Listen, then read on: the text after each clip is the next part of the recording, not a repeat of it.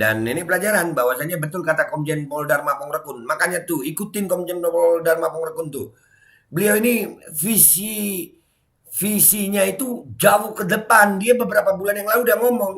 Nah, kalau udah terjadi kebobolan data seperti ini, ya jangan menganggap remeh digitalisasi. Di balik kemudahan digitalisasi itu ada rentan, lemah, rapuh. Data kita bisa dijebol. Itu berapa belas juta tadi data nih jebol. Yang tanggung jawab siapa? Semua lari saat ada masalah. Dan semoga Allah subhanahu wa ta'ala menghancurkan sehancur-hancurnya para pelaku pembantaian 6 syuhada pengawal kami dan yang memerintahkannya, serta para aktor intelektualnya juga yang merestuinya, dan semua yang terlibat dalam pembantaian sadis dan brutal tersebut secara langsung maupun tidak langsung. Allahumma dammirhum tadmira waqtulhum badada wala tughadir minhum ahada ya qawi ya matin ya muntaqim amin ya rabbal alamin. Allahu Akbar, Allahu Akbar. Baju koko Habaib putih present Al Body.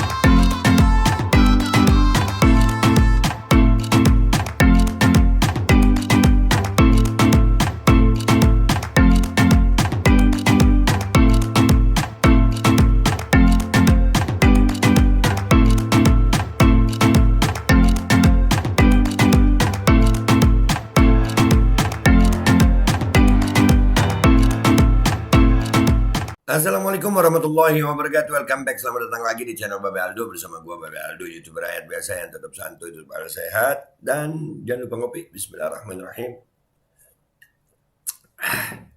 Alhamdulillah rabbil alamin, wassalatu wassalamu ala sayyidil mursalin sayyidina Muhammadin wa ala alihi washabihi ajmain. Rabbi shrah li sadri wa yassir li amri wahlul 'uqdatam min lisani yafqahu qawli. Bi Nabi wa alihi salam. Revolusi akhlak, semangat revolusi akhlak. Semoga akhlak kita jadi lebih baik hari ini dibanding kemarin.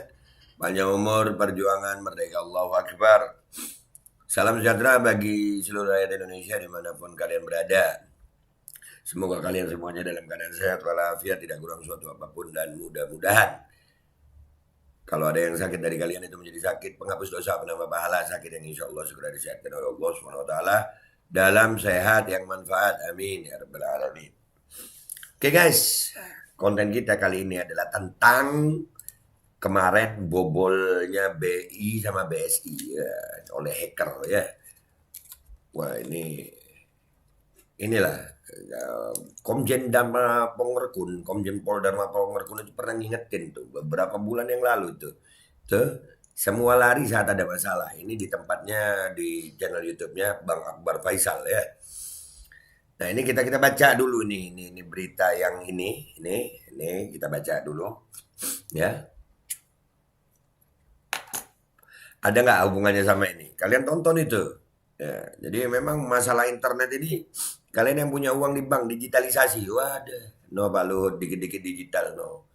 Indonesia ini gampang banget. Kemarin BCA juga ada ya. Ya, BCA sempat gangguan ya.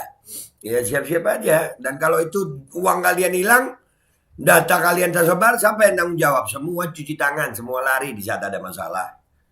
Semuanya lari di saat ada masalah. Nanti alasannya hacker. Iyakah itu hacker? Atau justru orang dalam sendiri? Ayo. Tahu dari mana? Belum ada penyelidikan. Semuanya cuci tangan. Siapa yang tanggung jawab? Nah ini atas nama bank syariah lagi. Nah itu makanya nggak usah tipu-tipu lah. Nggak ada syariah pakai bank. Ya ini akhirnya menarik uangnya umat Islam banyak-banyak. Oh ini bank syariah, ini syariah. Begitu kena bobol, das. Habis lu. Islam habis. Nah, ayo mikir. Kita baca dulu deh ya. Media sosial gaduh, bahkan ada yang membawa-bawa urusan rasial dalam konten. Lumpuhnya Bank Syariah Indonesia (BSI) selama beberapa hari memang sebuah presiden buruk, terutama ketika lembaga perbankan berlabel syariah yang notabene tangguh resesi justru ringkih keamanannya dari para penjahat cyber alias cybercrime. Ya mungkin pancingan juga atas nama syariah, tapi ternyata riba-riba juga. Ya kan? Begitu udah ngumpul duitnya, bang, selesai. Semua lari saat ada masalah. Lihat nih Pak Komjen Pol Dharma Pongrekun udah ngingetin. Makanya rakyat. Meskipun kasus bisa menimpa siapa saja, hanya kali ini BSI yang apes. Bank lainnya tentu kasakusuk dan tengah panik menjaga sistemnya. Emangnya panik? Tahu dari mana? Beneran panik atau pura-pura panik? Kalau sistem di shutdown, habis. Habis. Masalahnya semuanya lari di saat ada masalah. Kabar konsultan keamanan cyber Indonesia sekaligus pendiri Ethical Hacker Indonesia, Teguh Aprianto, bahwa ada data nasabah dan informasi karyawan BSI dicuri hacker Lockbit, mendorongnya agar perbankan lain segera melakukan mitigasi dan pengendalian kerusakan damage control terhadap sistem. Awalnya pihak manajemen BSI menyebut kejadian itu sebagai bagian dari maintenance rutin, tapi akhirnya terbongkar juga jika semua blunder itu disebabkan serangan ransomware. Hal itu menunjukkan betapa kacaunya infrastruktur mereka. Apakah cuma mereka? Apakah cuma mereka? Apakah benar ini dari hacker atau justru dari yang punya sistem itu sendiri karena ingin mengacaukan? Karena dinilai duitnya banyak banget di situ, ya kan? Mikir. Inilah digitalisasi internet. Pak Dharma itu pernah bilang kita itu mestinya punya internet sendiri, nggak numpang sama internet yang ada. Karena kalau ada apa-apa nggak ada backup plan, nggak ada backup. Semuanya lari di saat ada masalah. Mestinya itu ada backup plan gitu. Untuk menjaga keamanan gedung aja berlapis-lapis kok. Ini menjaga keamanan data nggak berlapis-lapis. Gimana kalau begini? Semuanya cuci tangan, nyalain hacker. Iya kalau hacker. Kalau orangnya sendiri juga, ayo. Percaya loh, itu hacker. Alasannya maintenance. Kayak BCA kemarin, lagi maintenance ya. BCA kemarin sempet ya. Berapa hari tuh BCA kemarin? Nggak bisa ngapa-ngapain. Ayo, ada backup plan? Internet di shutdown? Bah, Pak Dharma udah sering bilang. Bisa ada kemungkinan. Ya, beneran ini hacker atau di shutdown sih? Atau testing the water? Pernyataan itu muncul setelah geng ransomware Lockbit yang berhasil melumpuhkan sistem layanan BSI sejak Senin 8 Mei 2023 mengaku sebagai pelaku perusakan sistem melalui rilis di situs mereka. Pernyataan Feng ransomware Lockbit itu muncul melalui akun Twitter Fusion Intelligence Centers @darktracer pada Sabtu 13 Mei 2023 pagi. Bunyi rilisnya, pada 8 Mei 2023 kami menyerang Bank Syariah Indonesia menghentikan sepenuhnya semua layanannya. Manajemen bank tidak dapat memikirkan hal yang lebih baik selain dengan berani berbohong kepada pelanggan dan mitra mereka, melaporkan semacam pekerjaan teknis yang sedang dilakukan di bank. Kami juga ingin memberitahu Anda bahwa selain kelumpuhan bank, kami mencuri sekitar 1,5 terabyte data pribadi. Hai. Digitalisasi keren. Kita semuanya harus serba digital. Mamam dah lu. Ayo.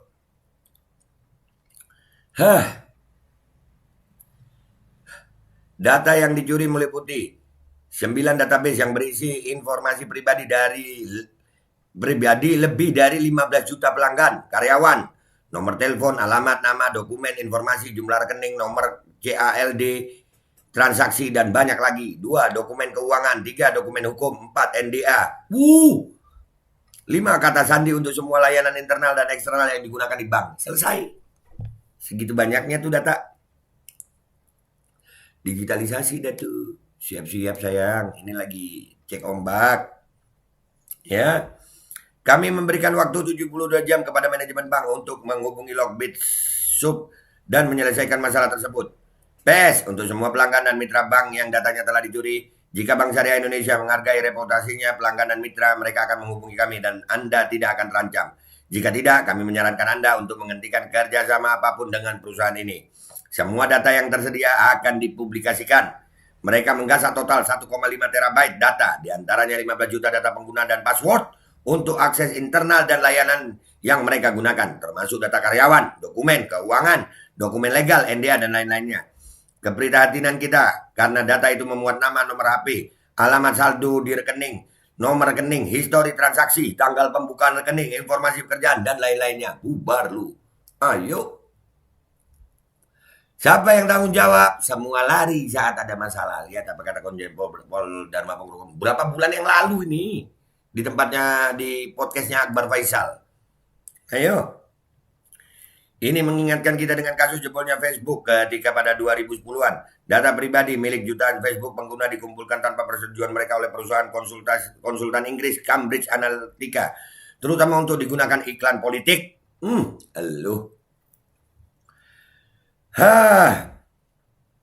Data dikumpulkan melalui aplikasi yang disebut This Is Your Digital Life yang dikembangkan oleh ilmuwan data Alexander Kogan dan perusahaannya Global Science Research pada 2013.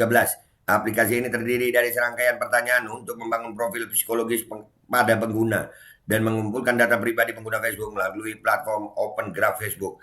Hasilnya aplikasi ini memanen data hingga 87 juta profil Facebook. Selanjutnya Cambridge Analytica menggunakan data tersebut untuk memberikan bantuan analitis kepada kampanye Presiden 2016 Ted Cruz dan Donald Trump. Intinya kurang lebih sama, di mana data personal disalahgunakan untuk kepentingan tertentu. Ada yang berasumsi liar, ini untuk kepentingan politik 2024. Namun itu terlalu dipolitisasi, meskipun kekhawatiran tersebut bukan sesuatu yang tidak mungkin. Apalagi Lockbit ancam data nasabah dijual ke dark web jika dalam 72 jam negosiasi gagal. Dan sudah dijual, sudah sebagian sudah dikeluarkan nama Lockbit tuh. Nah, siapa yang tanggung jawab? Mana yang kemarin teriak-teriak digital? Mamam, siap-siap deh yang punya duit banyak di bank, bisa tiba-tiba hilang. Digitalisasi rapuh. Sebagai salah satu pengguna internet dan smartphone terbesar di dunia, Indonesia ternyata tak luput dari sasaran kejahatan berbasis teknologi atau cybercrime. Pada 2018 lalu, Indonesia bahkan masuk peringkat ke-9 dari 157 negara yang terdeteksi banyak mendapat serangan kejahatan cyber. Seiring dengan perkembangan teknologi digital, kejahatan cyber yang bermotif finansial banyak menargetkan pada aplikasi e-commerce, investasi, dan sistem pemrosesan data keuangan online. Nah, ini yang serba online nih, data online. Kita nih ya kadang-kadang kalau kita nih dikasih, wah itu kemudahan, kita pakai data ini, uang digital ini. No.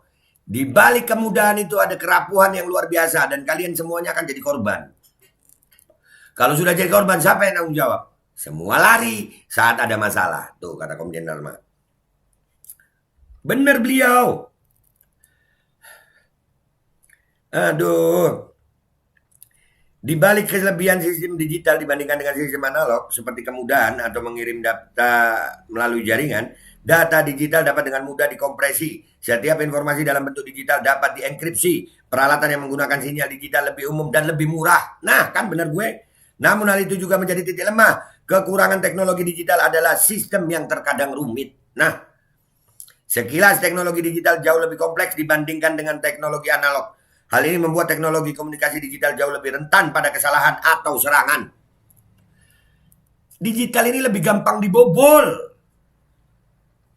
Kita dikit-dikit digital, sekarang uang digital.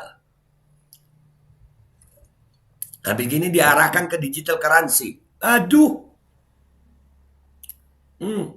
Tuh bank syariah, makanya jangan ngatasnamakan syariah deh ya. Kalau riba juga nggak usah nyatakan syariah gitu. Riba, nah akhirnya kan bobol.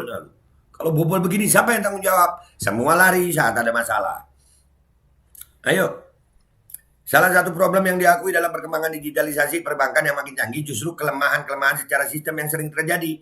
Dalam sebuah berita di Quora, seseorang yang iseng bereksperimen pernah mendapat titik waktu di mana terjadi peralihan navigasi sistem di mesin anjungan tunai mandiri alias ATM. Titik lemah itu kemudian diolah dan membuatnya kaya mendadak karena mesin beroperasi di luar sistem yang telah dirancang. Geng ransomware Conti, kelompok cyber berbahaya di dunia, juga pernah berhasil meretas sistem keamanan Cyber Bank Indonesia (BI) dan mencuri data non-kritikal karyawan BI. Grup peretas ransomware Conti merupakan salah satu grup peretas ransomware berbahaya di dunia dan mempunyai reputasi yang bagus. Yuk lu. Siapa yang jamin kalau begini? Itu pejabat-pejabat yang bangga-banggain digitalisasi itu. Mau tanggung jawab? Yang kena kita juga.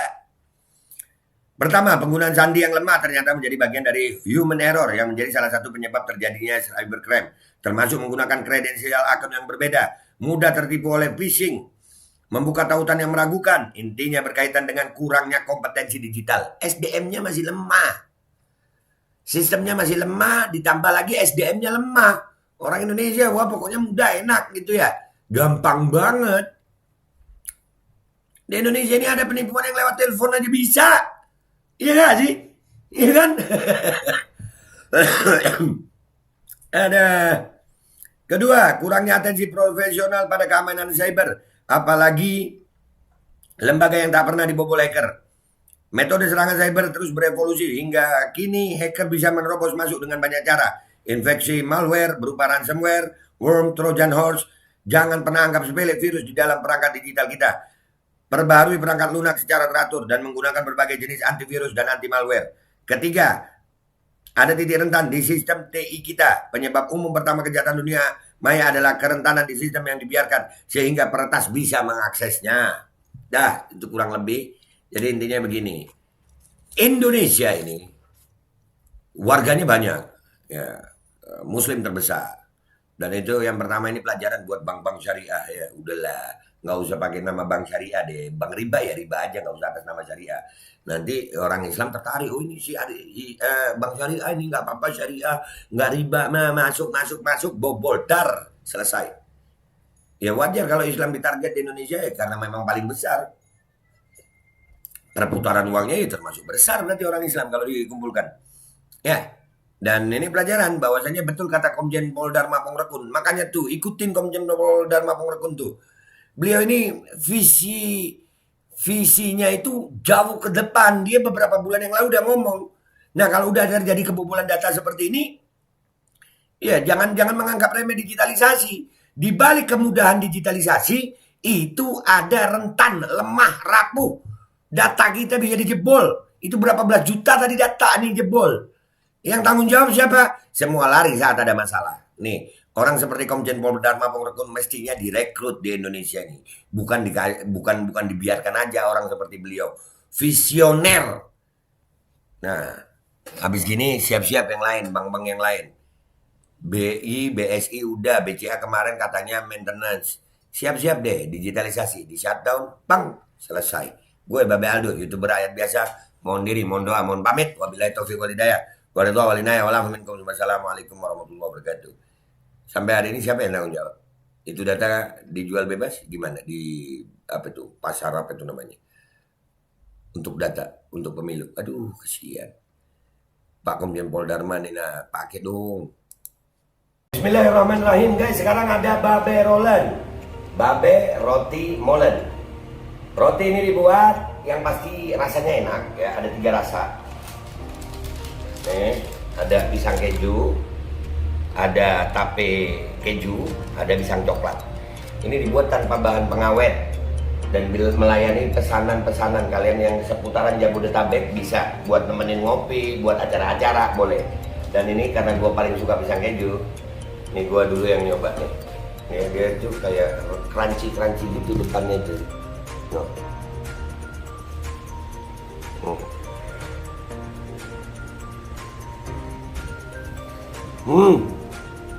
Lu tahu kerannya di depan nih, terus di dalamnya empuk. Ya Allah. Udah nggak usah lama-lama, lu kalau kepingin langsung pesen aja, itu ada nomor WA-nya, nanti gua kalau cantumin, ada juga IG-nya, langsung pesen, murah. Ini cuman nanti dia tanya itu 35.000 kalau nggak salah, ya.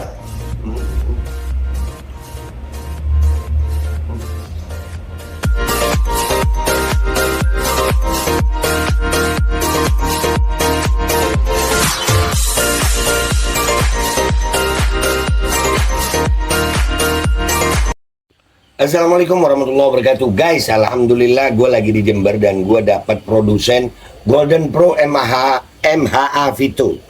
Ini guys, bahan-bahannya itu di dalamnya ada jintan hitam, ada broto wali, ada sambiloto, ada jahe, pegagan, ada madu hitam, ada propolis dan probiotik.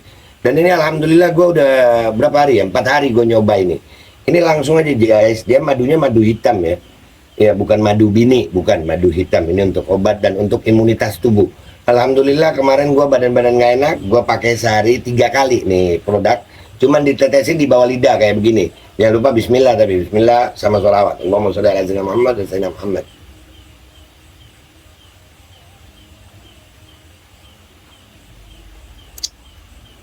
Dah, begitu aja. Sehari 3 kali. Kalian langsung hubungi nomor yang tertera di bawah ini. Ini insya Allah bisa membuat badan kita tahan terhadap segala macam infeksi dari luar untuk imunitas tubuh. Dah, gitu aja, langsung pesan ya. Ini nomornya.